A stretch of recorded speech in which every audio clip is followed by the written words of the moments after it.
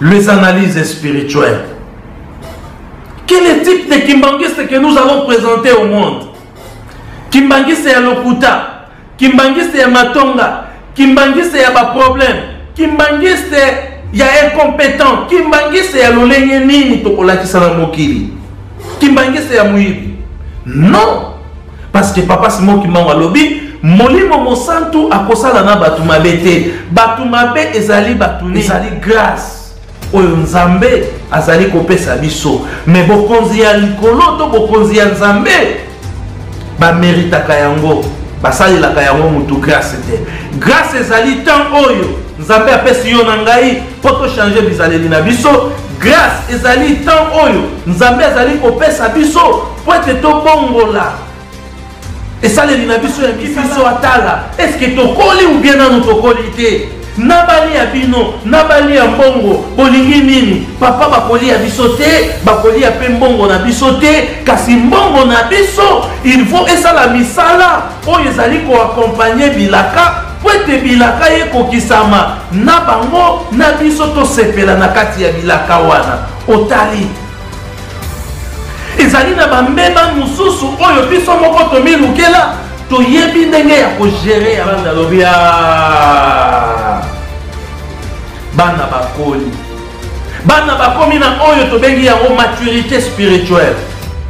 Bana bakomi na oyo tobengi yango maturité de la responsabilité. Et biso nzambe abongiseli biso likabo, tango akopesa biso likambo wana, est-ce que tokozala déjà tosi tokoli ou bien na Kimbangiste intègre, digne, plein de maturité. Donc oyo akokataka likambo opele ndenge yango ezali. Oyo akosalaka musala obele ndenge yango ezali. Et soki ozalaki Kimbangiste oyo papa Simon Kimbangu atiaki à l'écart po ete basala na papa Diangenda kati na papa Simon Kimbangu kiangani mikolo mizali koya. À partir d'aujourd'hui tozali kokota 2021 oyo ezali centenaire na biso ya Lingomba. Pose-toi ces questions. Est-ce que je suis quel type de Kimbangiste? Responsabilité ya mokili, vouloir ou pas, écoper sa melabiso, écoper sa melabiso, mais yonangai, tokotambu c'est la mokili yango, na ndenge nini. Pose-toi ces questions. Africa 21 TV, un nouveau monde.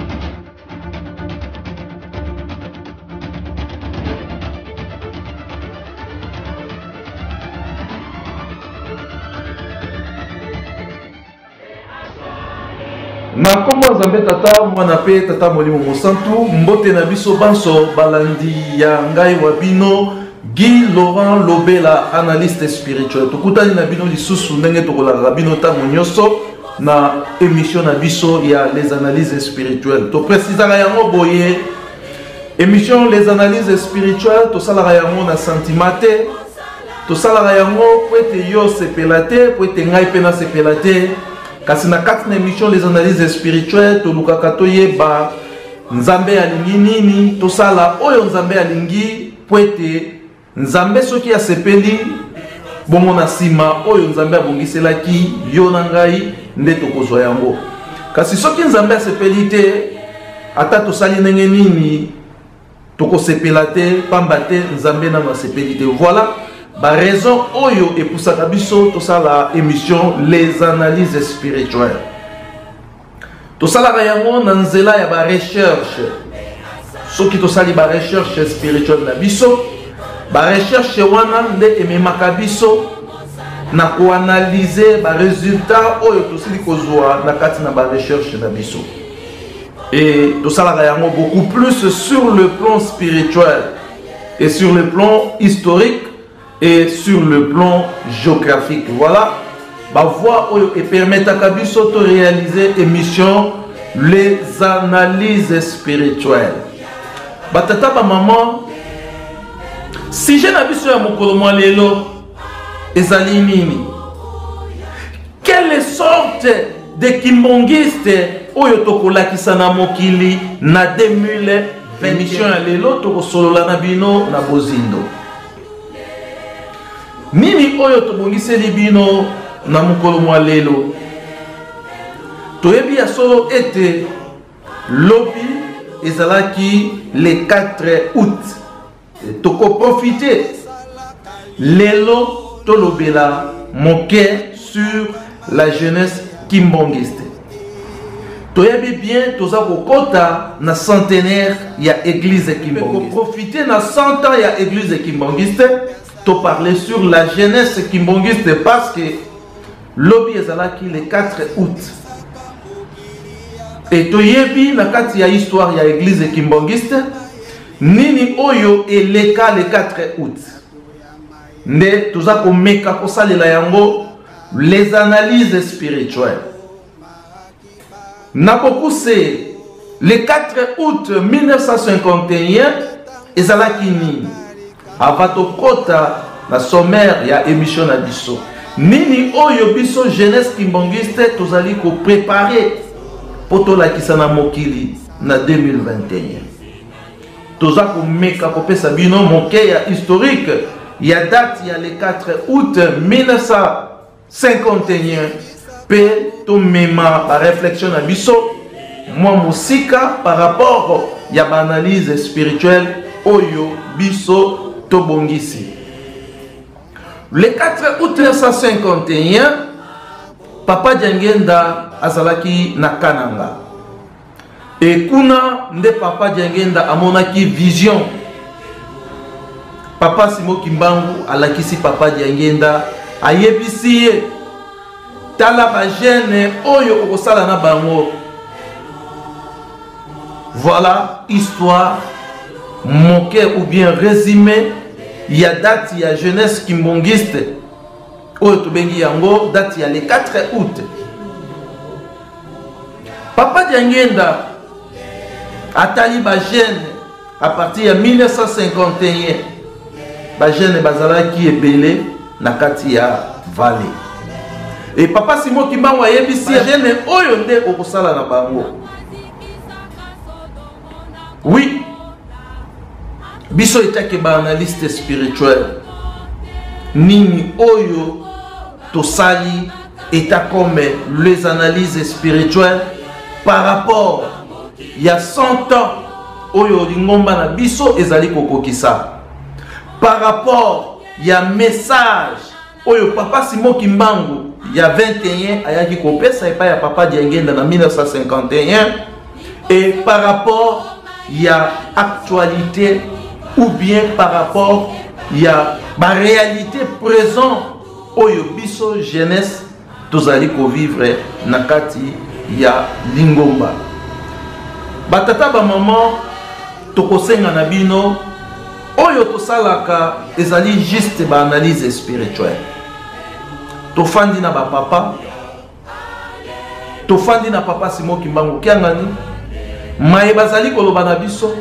maye bazali kolakisa biso yango nde eko permettre biso toyeba posa ya banzambe ezali nini. Biso tosali ba réflexion na biso soki totali message oyo Papa Simon Kimbangu ayaki kopesa epa ya Papa Diangenda to mema sikoyo makanisi na biso na 51. Papa Simon Kimbangu alakisaki Papa Diangenda jeunesse oyo ezalaki na kati ya vallée selon ba réflexion spirituelle na biso mingi bazalaki vivant et mingi nanu babotamaki te mais bazalaki na bilembo, c'est-à-dire na kati ya vallée jeunesse oyo balakisaki Papa Diangenda kati na bango mingi déjà bazalaki na bomoi bazalaki déjà vivant parce que Papa Simon Kimbangu kianga yazali mwana ya 51 et mingi pe bazalaki à l'époque bazalaki déjà na ba 10 ans 20 ans et mingi pe nanu babotamaki te parmi ces jeunesses oyo bazalaki na kati ya vallée oyo Papa Diangenda amonaki mingi kati na bango pe nanu babotamaki te et banda 51 kino lelo oyo tozali na 2020 et jeunesse wana yango mutu ezali ko continuer mingi kati na biso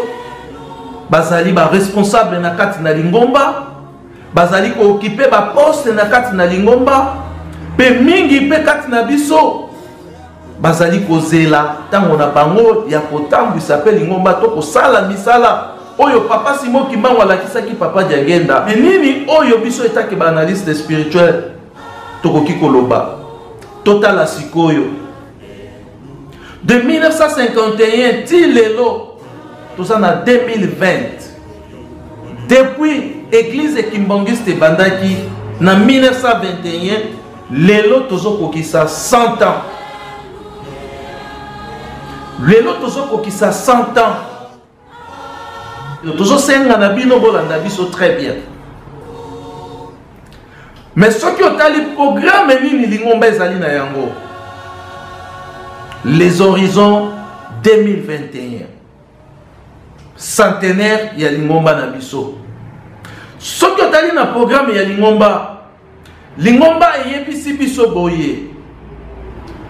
Pona kosala bilan. Lingomba esengi na biso nyonso.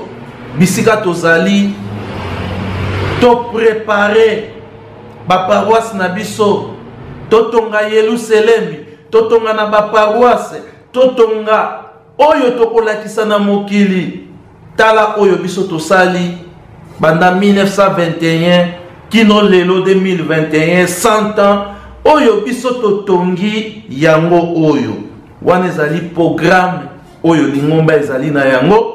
Toza komona pe lingomba ezali kobeta sete na ba paroisse na ba province na ba pays selon circulaire to lukutaka ndenge yango elobi ezali kosenga na biso nyonso totonga na ba paroisse bisika tozali totonga nkamba totonga pe bipai nyonso oyo biso tozali.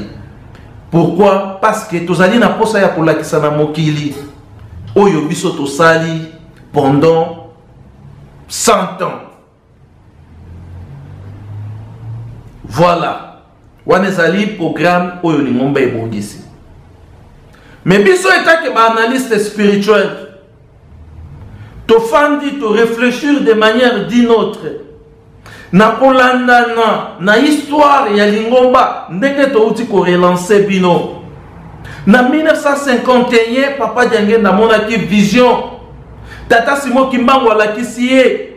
Ayebisi etala ba jeune ne oyo okosala na bango na mikolo ezali koya. Ba réflexion spirituelle na biso ekei wapi. Mokili ezali kozela biso tolakisa bango kaka oyo biso tosali te. Mokili ezali kozela biso tolakisa bango kaka oyo biso tosali te. Kasi mokili ezali kozela biso tolakisa bango pe lolenge na biso. C'est-à-dire quel genre de kimbangiste oyo tokolakisa na mokili ketala oyo biso totongi yango oyo biso tosali yango oyo pe biso tozali lolenge ya biso bakimbangiste yango oyo.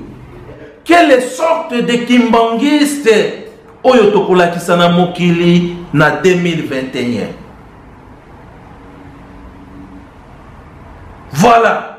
Parce que lingomba ezali kobongisa tolakisa na mokili oyo biso totongi oyo biso tosali. C'est bien bon. Mais biso etake ba analyste spirituel. Etake ba analyste spirituel tolobi boye.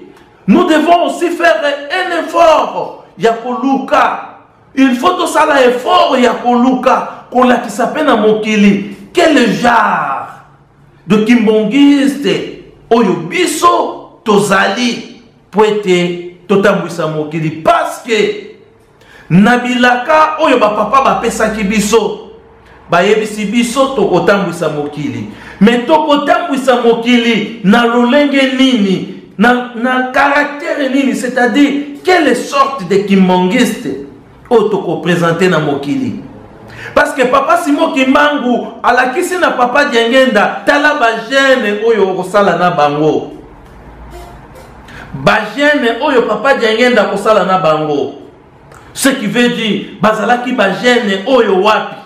Quelle est sortie de la jeunesse? Oyo bazalaki na vallée, bazalaki lolenge nini? Est-ce que bazali lolenge oyo yona ngai tozali? Jeunesse oyo papa Diangenda monaki na vallée.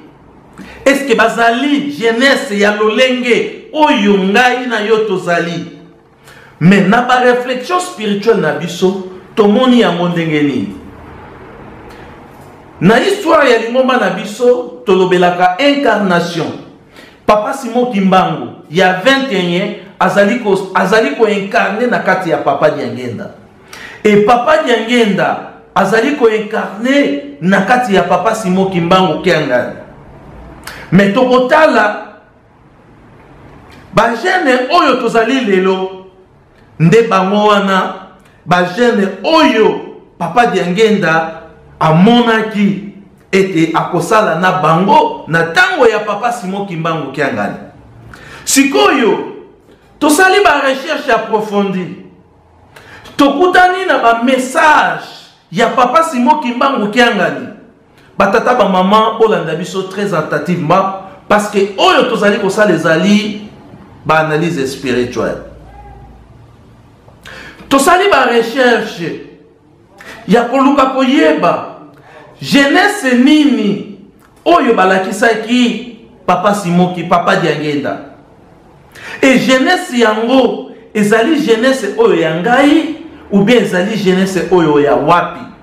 Parce que na kati na lingomba na biso balobi yango papa Simon Kimbangu Kiangani azali ko incarner na kati na papa Diangenda. Papa Diangenda c'est papa Simon Kimbangu Kiangani. D'où biso jeunesse oyo tozali lelo nde jeunesse oyo tozali kotangwisama na papa Simon Kimbangu Kiangani kati na papa Diangenda. Donc c'est à nous alors de réfléchir.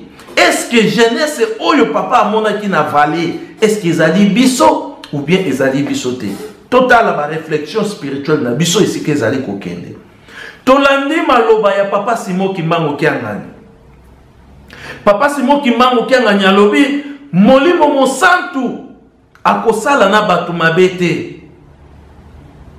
Molimo mosantu akosala na batu mabete.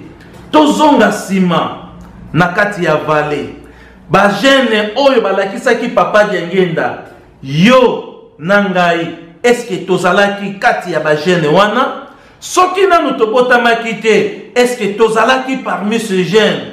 Soki tosi tobotamaki totala malamu, est-ce que tozali kati na ba jeune wana? Tozalaki kati na ba jeune oyo papa Simon Kimbangu amonaki, oyo papa Diangenda monaki na vallée. To réfléchir de manière d'une autre. To mema ba penser na biso au-delà. Pour être to comprendre et sika nini oyo biso tozali. Pour être to yeba pe ko se positionner. Na kati ya ngomba papa Simon Kimbangu Kiangani azali ko représenter papa Diangenda. Papa Diangenda azali ko représenter papa Simon Kimbangu ya 21. Et papa Simon Kimbangu Kiangani. Donc biso ne il faut tobeta tolo ya koloba ete. Lokola papa Diangenda azali na kati ya papa Simon Kimbangu Kiangani. Donc jeunesse actuelle ezali biso nde oyo papa Simon Kimbangu alakisaki na papa Diangenda ete ba jeune oyo kokosala na bango mikolo ezali koya.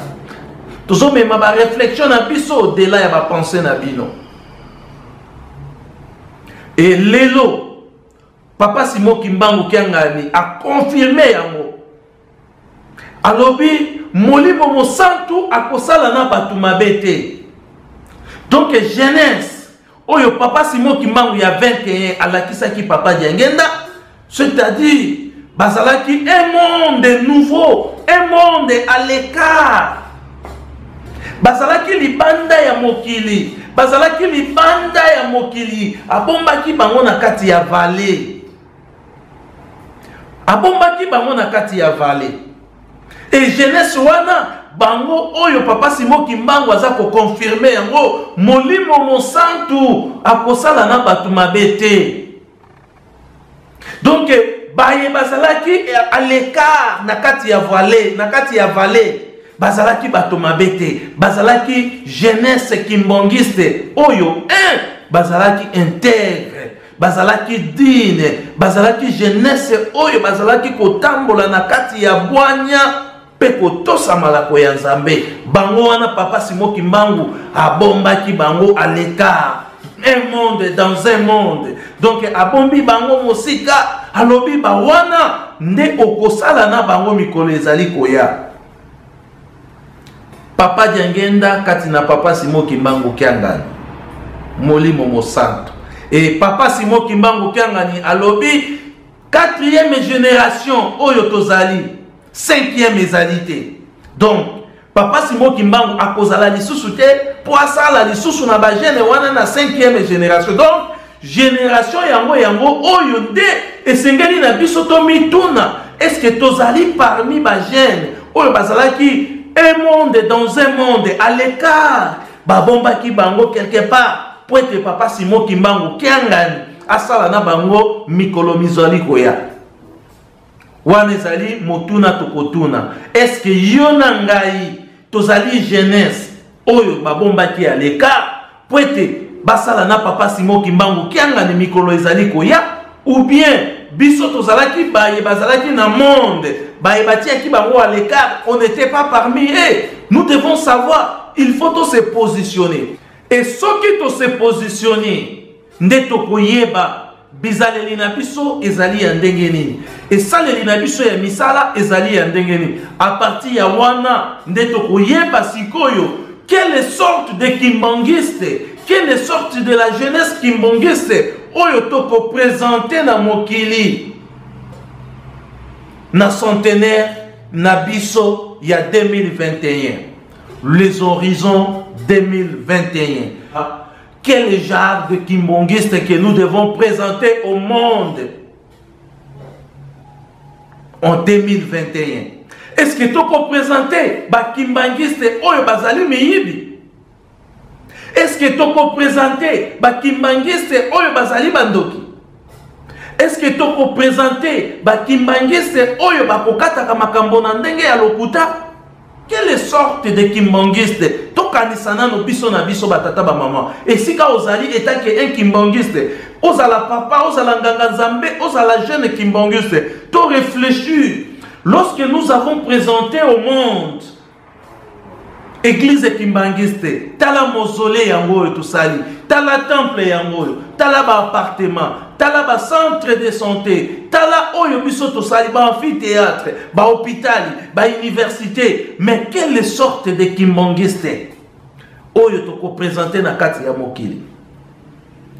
Ba kimbangiste oyo ba corruption, bakimbangiste incrédule, bakimbangiste ya mutema mabe, bakimbangiste ya miibi, bakimbangiste ya bandoki, bakimbangiste ya kozanga kotosa mibeko. Est-ce que to réfléchir ensemble, to mema ba réflexion na biso musika, to sala ba analyse spirituelle, bisika tozali na bandako na biso, quelle sorte de kimbangiste que nous devons présenter au monde? Otali esika oyo tozali komituna na ba réflexion spirituelle na biso. Soki ozali nganga nzambe, tango bazali komema yo na instance moko boye, balobi tala nganga nzambe ya kimbangiste yo, botia ye asala na kiese awa. Est-ce que oko trahir lingomba te? Est-ce que on peut trahir lingomba te? Et ceux qui ba memi un kimbangiste batie yo esika ya mbongo, est-ce que on peut trahir lingomba te? Ceux qui ba memi kimbangiste batie yo na esika ya mibeko, est-ce que on peut trahir lingomba te? Yango toza pe na posa ya koyeba na ba réflexion spirituelle na biso. Quelle sorte lolenge nini ya kimbangiste oyo esengeli na biso na 2021 to la kisana mokili ke tala kimbangiste oyo azali formé pendant 100 ans enseignement ya kimbangu bien maîtrisé. Enseignement ya papa, bien maîtrisé. Enseignement, oh papa Simo Kimbangu azali, papa Simo Kimbangu qui azali côté ya biso tango nyoso bien maîtrisé. Donc oyo kimbangiste, ce qui otie na finance sans faute, otie na discipline sans faute, otie esika nyoso na ba instance nyoso département nyoso akoyo kisali ngomba sonité ndenge papa Diangenda abeta kitolo alobi les kimbangistes ne vous décevront jamais. Les kimbangistes ne vous décevront jamais. Et puis à l'obi yango, ba vrai kimbangiste, c'est-à-dire ceux qui ont allé jeunesse, donc ba vrai kimbangiste, ba vrai jeunesse, oyo papa Simo Kimbangu ala kisa qui est pas ya papa Diangena na kati ya vallée. Les kimbangistes ne vous décevront jamais. Le vrai kimbangiste, bizaleli na biso, est-ce que oyo tozali kosala lelo na ba paroisse na biso na misala esika tozali kosala na bandaku na biso partout, même ta façon de réfléchir, ta façon d'agir, ta façon de faire les choses, façon na yo ya kosalela makambo nyonso, est-ce que ezali ko refléter ba valeur ya ba kimbangiste? Tomima ba réflexion na biso musika wana ezali question, mais biso etake ba analyste spirituel tokoki ko répondre, mais réponse na biso ekozala na volonté na biso te, ekozala toujours selon résultat ya ba recherche na biso. Nini oyo biso to découvrir na ba recherche na biso oyo tokoki ko pesa comme réponse na question wana. Est-ce que, quelle sorte de kimbangiste que nous allons présenter au monde? Est-ce que ekozala ba kimbangiste oyo papa Simo Kimbangu la kisa ki papa Diangena na vallée? Est-ce que ekozala ba kimbangiste oyo bazala ki na monde à l'écart? Ou bien ekozala ba kimbangiste oyo bazala ki na bango kosala vie na bango normal? Donc sans que bazala ki na mupanzi, ekozala sorte nini ya ba kimbangiste? Biso to pesa réponse boye. Na ba recherche na biso to kutani na maloba ya papa Simo Kimbangu Kiangani azako déplorer bizaleli na biso ba kimbangiste. Ta musubo koloba makambo nini lisusu analyste spirituel alingi alobela biso. Papa Simo Kimbangu Kiangani azali ko déplorer bizaleli na biso ya mabe, esaleli na biso ya misala ya mabe, ezala biso banganga nzambe, ezala biso ba jeune, ezala biso nyonso baye to bengami ba kimbangiste. Toza kolakisa caractère ya ba kimbangiste otokoki kolakisa na mokilité, parce que esika tozali kokende mokili ko pesa mela biso. Donc etango mokili ko pesa mela biso esengeli na biso tozala na lolenge moko boye ya ba kimbangiste oyo tokomona ete ya solo kimbangiste soki azwi mokili na maboko ba valeur ya bonzambe ekomona na kati na biso. Kimbangiste soki azwi mokili na maboko akobwaka yango na lifelo te, akobwaka yango na libulu te, akobwaka yango lokola mutu oyo azali kobeta ndembo te. Kasi kimbangiste soki azwi mokili na maboko akobatela yango lokola moto oyo amemi maki na kati na kotosa mibeko, na kati na kotosa bolingo, kozala na bolingo, na kati na kozala na bolingo, pe na kati na kosala misala. Est-ce que toza ko refléter ba kimbangiste wana?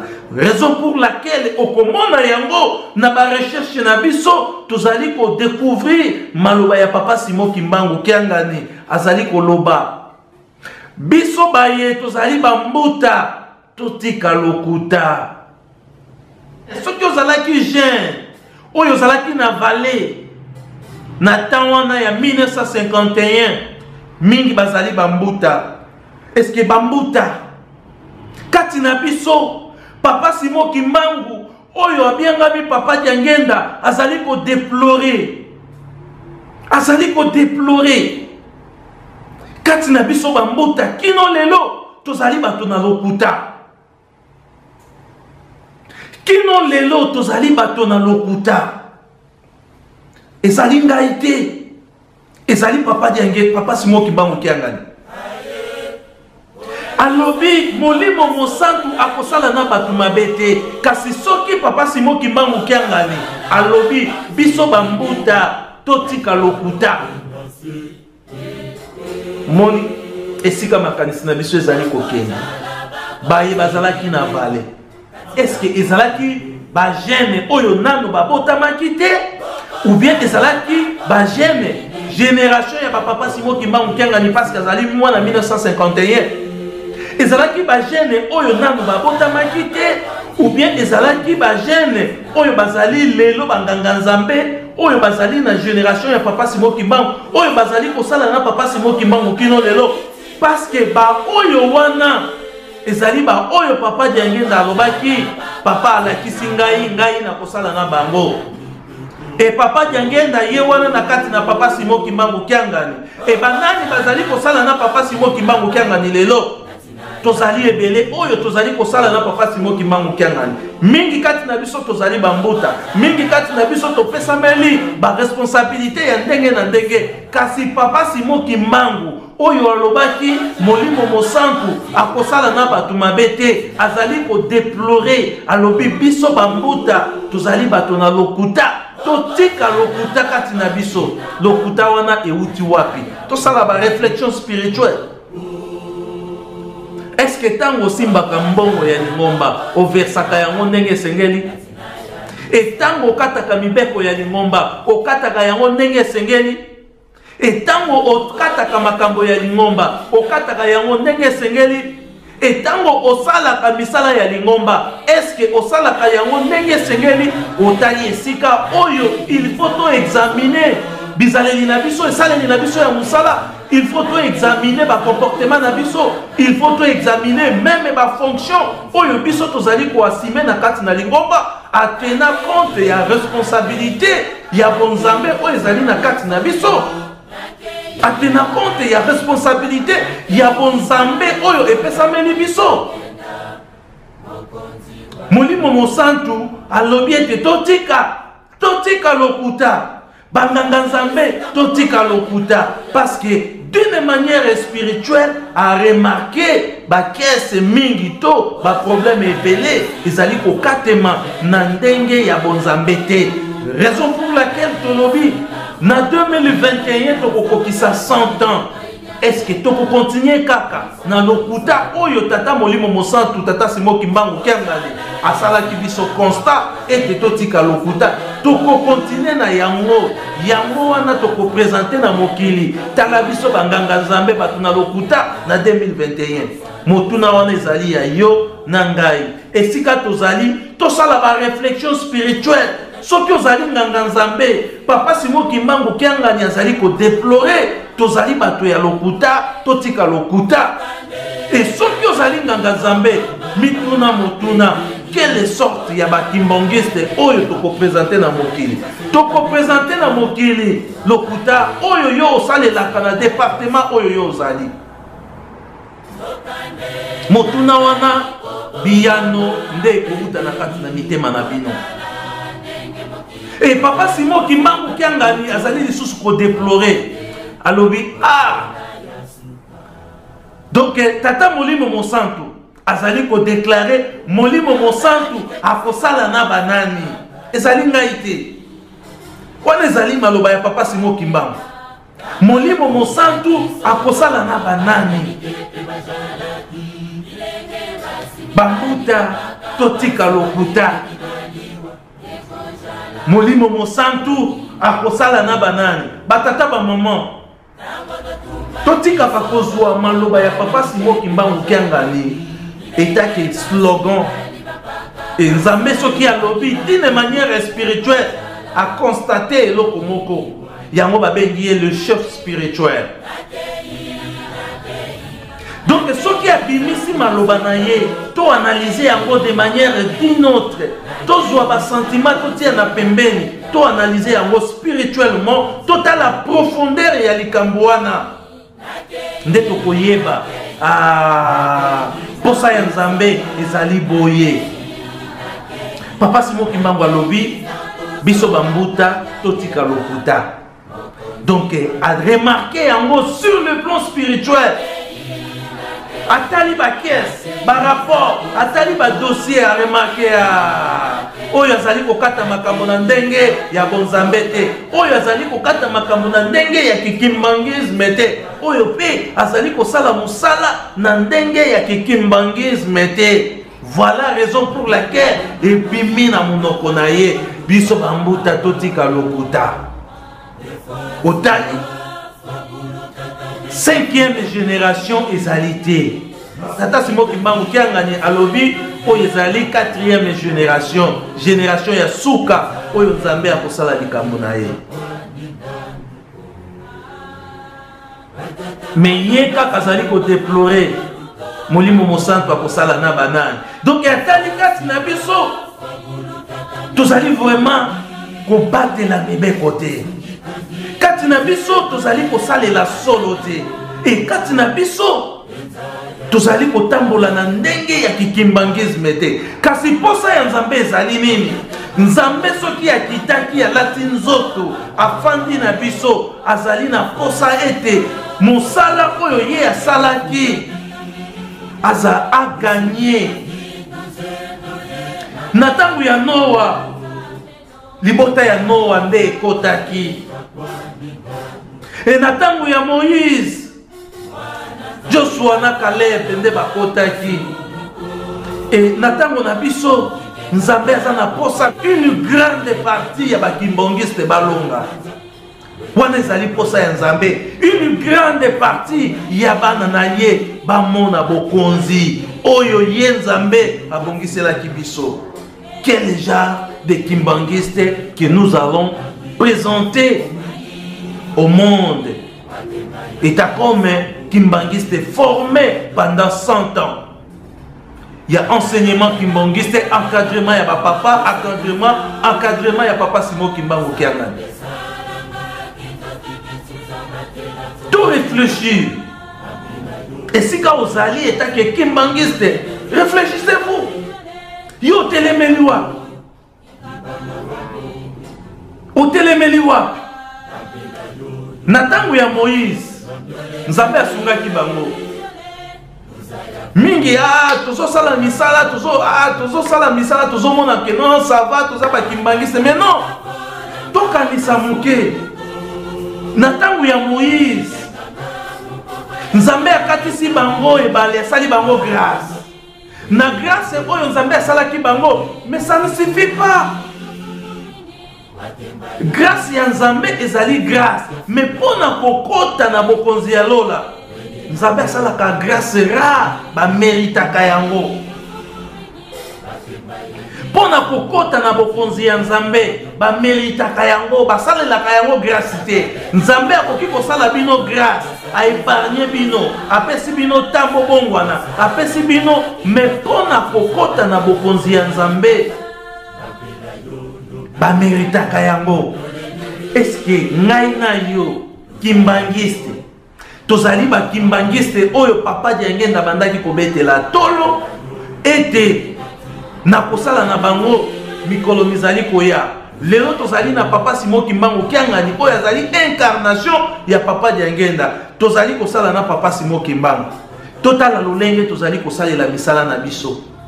Est-ce que tozali biso réellement baye papa atiaki na monde écart na kati ya vallée po ete basala na papa Simon Kimbangu Kiangani na mokolo mwa lelo? Est-ce que ezali pe biso oyo tokolakisa na mokili ete tala kimbangiste oyo soki otie na département oyo akotrahir lingomba te? Tomituna pe tobongisa bizaleli na biso. Batata ba maman tokokende na bino musika te. Ba réflexion spirituelle na biso ya mokolo mwa lelo ezalaki basé sur la question oyo touti kotuna bino. Yona ngai sikoyo esika tozali nde tokosala ba examen de conscience. Tosala ba analyse spirituelle pona koyeba ezaleli na biso ezali ndenge nini. Et lelo soki mokili epesameli biso. Lelo soki mokili epesameli biso. Total ba paroisse na biso toza ko gérer yango ndenge nini. Total ba conflit oyo tozalaka na yango na kati ya ba paroisse. Total ba difficulté oyo tozalaka na yango pour être to traiter problème. Total ba difficulté oyo tozalaka na yango pona kotia kimia entre bandimi mibale oyo bazali na problème. Total ba problème oyo tozalaka na yango to ba solution oyo tozwaka na kati ya ba paroisse na biso, na kati ya ba nation na biso, na kati ya ba commune na biso et na ba département oyo biso tozali ba groupement, ba mouvement oyo biso tozali. Total ndenge to géraka ba problème na biso. Et lelo bazui mokili bapesi biso. Après tomi tuna sikoyo, est-ce que nous sommes déjà matures et capables de gérer le monde? Tomi tuna ba question wana, est-ce que nous sommes déjà matures et capables de gérer le monde? Parce que tozali na 100 ans ya formation. Tozali na 100 ans ya encadrement. Nous sommes déjà matures. Quel type de kimbangiste oyo tokolakisa na mokili?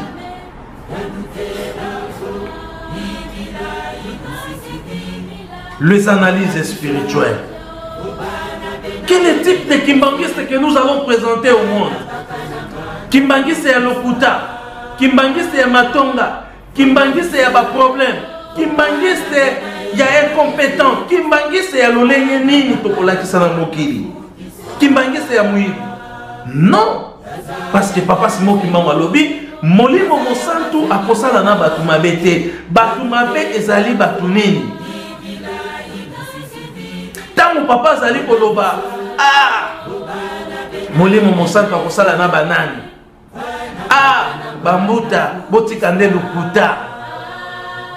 Donc ils ont la kisake parmi nous batu mabe bazali ebele kati na biso. Parce que spirituellement parlant, ce qui papa Simon Kimbangu Tiangani a constaté que sans sa maturité spirituelle kati na biso, il n'allait pas dire cela. Alingaki ya mobate ete bambuta botika lokuta. Ezali grâce oyo Nzambe azali kopesa biso. Mais bokonzi ya likolo to bokonzi ya Nzambe ba méritaka yango, basalelaka yango mutu grâce te. Grâce ezali tant oyo Nzambe apesi yo na ngai po to changer bizaleli na biso. Grâce ezali tant oyo Nzambe azali kopesa biso po ete to bongola esaleli na biso ya misala tolata molato ya sika oyo soki ba présenter yo na mokili balobi voici un kimbangiste. Esika papa Diangenda azali asepeli abetito lalobi le kimbangiste ne vous trahira jamais. Le kimbangiste ne vous trahira jamais. Otali lolenge ya ba kimbangiste ena na obetela bino lisolo moko boye. Batu oyo bapoli na lingomba, je crois mingi bayebi lisolo wana. Mikolo eleka tangu ya papa Fumwambanza, paraît-il, parce que nazalaka te moyen à confirmer lisolo moko ezalité, ou bien nazola kisakaka ba réflexion na ngai par rapport ya ndenge na yokelaki lisolo wana. Mikolo bayebi biso na tangu ya papa Fumwambanza, ba jeune ba constataki ete misala ya lingomba ezali kotambola lisusu malamu te. Alors ba jeune ba sanganaki po ete bakende koyebisa na papa Fumwambanza ete papa tala ba jeune bambuta bazolia mbongo ya lingomba yango misala ezotambola malamu te, tout ça. Papa Fumwambanza ayebisi bango nabali ya bino, nabali ya mbongo, bolingi nini muto ya betela nga lisolo wana ayebisinga lobi ba jeune oyo ba se présentaki pona koyebisa papa Fumambanza likambo wana tango bayoki papa Fumambanza ayebisi bango na bali ya bino na bali ya mbongo bolingi basala nini pareti ba jeune wana ba répondaki non papa bali ya na bango mbongo bali ya biso te tango nayoki lisolo wana na memi ba réflexion na ngai au-delà na sali ba analyse spirituelle par rapport ya lisolo wana na regretter na sens nini na sens que tokopesa tort na ba jeune wana te tokopesa pe tort na bambuta wana te tokopesa pe tort na papa Fumambanza te oyo atunaki bango mutuna wana mais soki tosaleli yango ba réflexion spirituelle toye komona ete oyo ba jeune oyo bakendeki kotuna papa Fumambanza mutuna wana bayebaki te ete papa Fumambanza azalaki na bonzambe kati na ye donc batunaki ye motuna wana na ndenge ya bomoto yango mpe nzambe alukaki ayeba eske bana oyo baye kotuna ngai motuna oyo eske bakoli déjà ou bien nanu bakoli te eske bazali na maturité ou bien nanu bazali na maturité te etake nzambe etake kolo Yesu oyo azalaki rempli na bonzambe kati na ye alobi soki nayebisi bango bobeta bambuta na bebisi soki nayebisi bango bosala soki lolenge nini ngai mpe ifo nazongisela bango motuna nabali ya bino nabali ya mbongo bolingi nini ça dépendait alors de la maturité oyo ba jeune bazalaki na yango selon ba réflexion spirituelle na biso ça dépendait de la maturité oyo jeunesse ezalaki na yango à l'époque mais soki totali par rapport ya question wana soki tolobi to répondre na esika ya ba jeune wana etake un analyste spirituel nini tokokaki ko répondre epai ya papa Fumambanza nini tokokaki ko répondre epai ya papa Fumambanza etake un analyste spirituel papa Fumambanza tuni biso nabali ya bino nabali ya mbongo bolingi nini ba jeune balobi bali ya na bango mbongo et lelo oyo papa Simon Kimbangu Kiangani aza ko déplorer alobi tozali na retard ya 10 ans ya botongi papa Simon Kimbangu tango alobi tozali na retard ya 10 ans ya botongi mingi bazui yango lokola slogan et bayebi te il faut examiner il faut analyser de manière spirituelle maloba ya mokonzi ya boule pourquoi papa Simon Kimbangu a constaté que tozali na retard ya 10 ans ya botongi et tozongi sikoyo na ba source ya ba message papa tolingi tobeta bambuta parce que bazoli ya mbongo ya lingomba ah na mbongo na bali ya mbongo na bali ya bino bolingi nini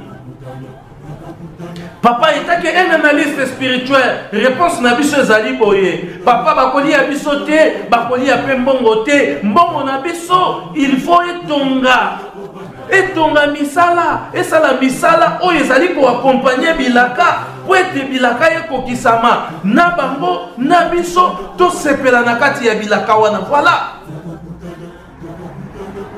papa ameki biso atala eske tokoli ou bien nanu tokoli te nabali ya bino nabali ya mbongo bolingi nini papa bakoli ya biso te bakoli ya pe mbongo na biso te kasi mbongo na biso il faut esala misala oyo ezali koaccompagne bilaka po ete bilaka ekokisama na bango na biso tosepela na kati ya bilaka wana otali ezali na bambeba mosusu oyo biso moko tomilukela toyebi ndenge ya kogere yango te toyebi ndenge ya kogere yango te. Et puis tobosanaki ete mutu oyo tokendeki kotuna ye motuna wana azalaki na bonzambe na kati na ye. Ye etaki nzambe akoki koyebisa bino te bobeta bambuta, akoki koyebisa bino te bosala boye, akozongisa bale na makolo na bino pona kotala soki bokoli ou bien nanu bokoli te. Une fois pour répondre ye lolenge oyo biso ba analyste spirituel to uti kolakisa bino papa ko comprendre alobia bana bakoli. Bana bakomi na oyo to bengi yango maturité spirituelle. Bana bakomi na oyo to bengi yango maturité de la responsabilité. Eloko oyo papa Simon Kimbangu abongisela biso tokozwa yango kaka soki tokomi na maturité de la responsabilité et maturité spirituelle. Et soki tosali ba effort ya kozala na maturité de la responsabilité te, soki tosali ba effort ya kozala na maturité spirituelle te, tokozala lokola bana ya Israël oyo bakotaki mibale ya pamba, malgré Nzambe asalaki bango grâce, alongoli bango na maboko ya Pharaon, akatisi bango mer rouge, tino esika bakendeki kokoma mingi kati na biso tokotuka Nzambe. Donc posa ya Nzambe ezali nini? Tokoma na oyo babengi yango maturité. Maturité spirituelle, maturité de la responsabilité. Et c'est comme ça, ça se fait comme ça. Kolo Yesu abotami, Nzambe atali alobi, tango akubanda musala na age boye. Donc Nzambe azalaki, kati na ye azalaki na bon Nzambe, kasi Nzambe azeli akoma capable, mature. Nzambe azeli akoma capable, akoma mature, poete yabanda musala. Tata Simon Kimbangu pe abandi musala na 1921. Na age na ye asalaki makambo ebele, mais ye moko abandaki koloba tango nanu ekokite. Donc Nzambe apesaka temps epai ya mutu po akola.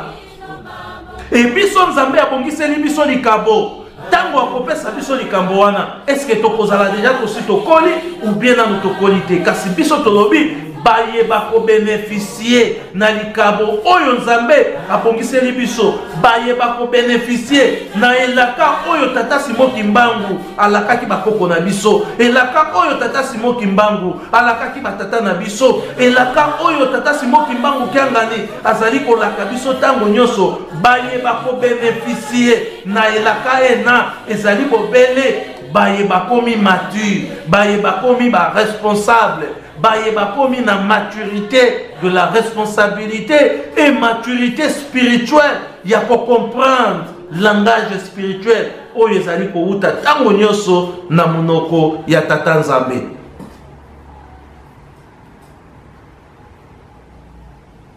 Nini oyo Nzambe abongiseli biso? Lolenge nini pe oyo biso tobongisi ya bakimbangiste oyo tokotalisa na mokili? Tala kimbangiste oyo totongi, oyo totelemisi, c'est-à-dire muntu kimbangiste. Un kimbangiste intègre, digne. Un kimbangiste intègre, digne, plein de maturité. Donc oyo akokataka likambo obele ndenge yango ezali, oyo akosalaka musala obele ndenge yango ezali, na justice ya bonzambe. Oyo pe akosalaka musala ya Tata Nzambe, c'est-à-dire oyo akoreflecte bonzambe ya Tata Simon Kimbangu. Batata ba maman wana ezalaki ba réflexion spirituelle na biso. Esika ozali mituna ozali kimbangiste ya lolenge nini? Est-ce que ozali kimbangiste oyo bazalaki oyo Papa Simon Kimbangu alakisaki Papa Diangena na vallée oyo batiaki ya monde à l'écart, ou bien ozali kimbangiste oyo bazalaki ya kote pate palibanda? Et soki ozalaki kimbangiste oyo Papa Simon Kimbangu atiaki à l'écart po ete basala na papa diangenda kati na papa Simoki Mbangu kiangani mikolo mizali koya. À partir d'aujourd'hui tozali kokota 2021 oyo ezali centenaire na biso ya Lingomba. Pose-toi ces questions. Est-ce que je suis quel type de kimbangiste que tokolakisa na mokili? Parce que responsabilité ya mokili, vouloir ou pas, ekopesa melabiso. Ekopesa melabiso. Mais yona ngai tokotambwisela mokili yango na ndenge nini? Pose-toi ces questions. Ozali mutu ya kanda, ozali mutu ya koyimayima, ozali mutu oyo kondima na yo ozali nano ya kotepa-tepa, ozali mutu oyo akobatelaka mibeko, ozali mutu oyo akosalaka misala na ndenge ya sembo, ou bien ozali pe moto ya bolingo kati na yo. Voilà oyo tozalaki na yango posa ya kopesa bino mokolo mwa lelo selon ba réflexion spirituelle na biso ou bien ba analyse spirituelle na biso yango wana. Ndenge tokolobaka ntango nyonso émission les analyses spirituelles ezali na esika mosusu te oyo tokoki kolanda yango. Tolanda yango toujours na Africa 21 na YouTube. Africa 21 TV ezali esika totiaka ba émission na biso. Soki olandi yango na Africa 21 TV te okipe kolanda yango na Facebook na nzela ya Laurent Lobela na Facebook. Et puis le kimbongisme en marche ezali na groupe le kimbongisme en marche na Facebook luka yango omona yango. Et à partir ya kuna nde totiaka ba émission na biso les analyses spirituelles. Oyo nyonso émission oyo ebetisi libaku batata ba mama esika bozali bolimbisa biso. Oyo pe amoni ete émission oyo esungi ye na ko comprendre eloko moko to commenter bo pesa biso makasi pe bo favoriser biso bo partager ba émission na biso pour et permettre ba tout mususu pe baye ba kolanda émission les analyses spirituelles. Nenge tozoloba tozokota 2021, je crois horizon 2021 biso etaki ba analyste tolobi kaka kilobi ezaki le 4 août ezali fête na biso jeunesse kimbongiste to mekaki ko tirer leçon na biso par rapport ya histoire ya 1951 na Kananga esika papa diange na monaki vision ya koloba ete tata na ye tata Simoki Mbangu alakisi ye ba jeune oyo akosala na bango. Et lelo papa Simoki Mbangu kianga azali ko incarner papa diange. Ce qui veut dire biso ba yeto zali ko sala na papa Simoki Mbangu lelo biso ba yeto biangami ba jeune lelo nde ba jeune oyo papa Simoki Mbangu alakisaki papa diangenda ete okosala na bango mikolo mizali koya kati na papa Simoki Mbangu kiangani. Raison tozali kotuna sikoyo mituna est-ce que tozali ba jeune oyo bazalaki épargné à l'écart ou bien tozali ba jeune oyo bazalaki kotepa-tepa. 2021 100 ans ya Lingomba, 100 ans ya formation, 100 ans ya enseignement kimbongisme. Tomituni, quel type de kimbangisme, quel type de kimbangiste que nous allons présenter au monde? Est-ce que kimbangiste ya corruption, kimbangiste ya masengenya ya mabe, kimbangiste ya koyokisaka Lingomba soni, kimbangiste ya lolenge nini oyo tokolakisa na mokili ketala kimbangiste oyo to formé pendant 100 ans bango yoyo ye oyo soki otie na ministère ya finance kakoyiba te, soki otie na ministère songolo akosala musala na ye ndenge yango esengeli. Wana ezalaki presque synthèse ya émission na biso. Donc motuna ezali sikoyo epai ya yo na ngai tata mama kimbangiste mituna motuna oyo ozali quel type de kimbangiste? Soki ozali moto ya kanda yeba kobongisa longola kanda, soki ozali moyibi yeba kotika ki moyibi parce que tokolakisa pe na mokili lolenge na biso bakimbangiste oyo bazali digne intègre oyo bakosala na papa Simoki Mbangu parce que papa Simoki Mbangu kianganya lobaki molimo mosantu akosala na batu mabete.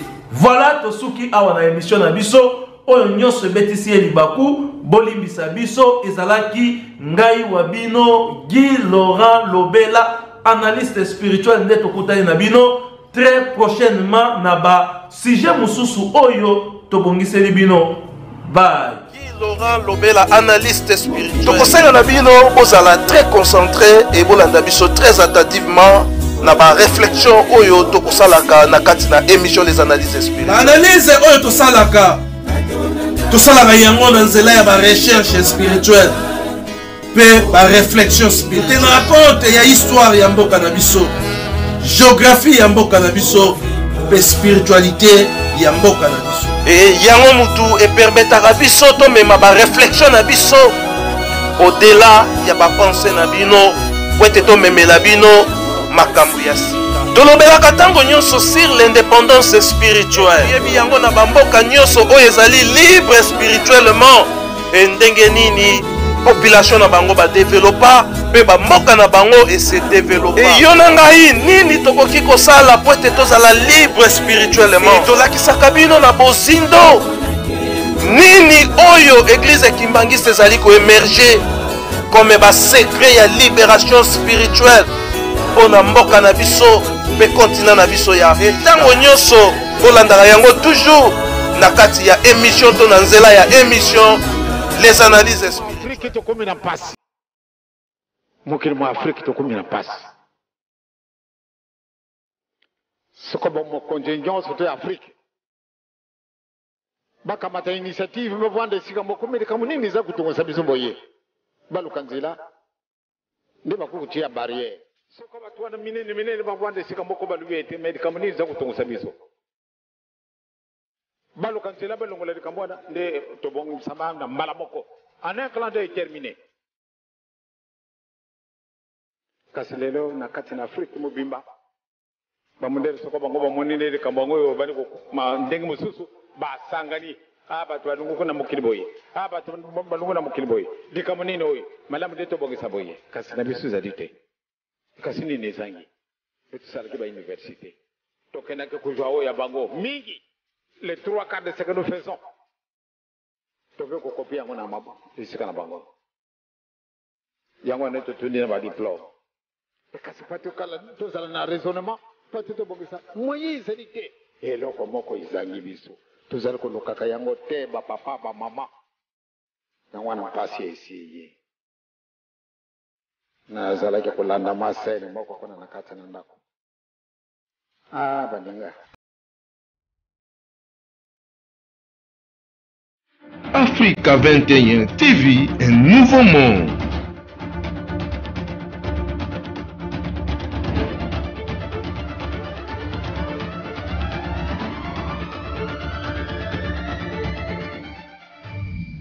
Solution ya ba problème na biso ezali pana bakambo na te ya solo lisanga ezali très important kasi et après eloko nini kobima pamba te likambo wana nazali kulubaka na bino mokolo na mokolo soko to senye na biso bolimbisi te 0 sur 0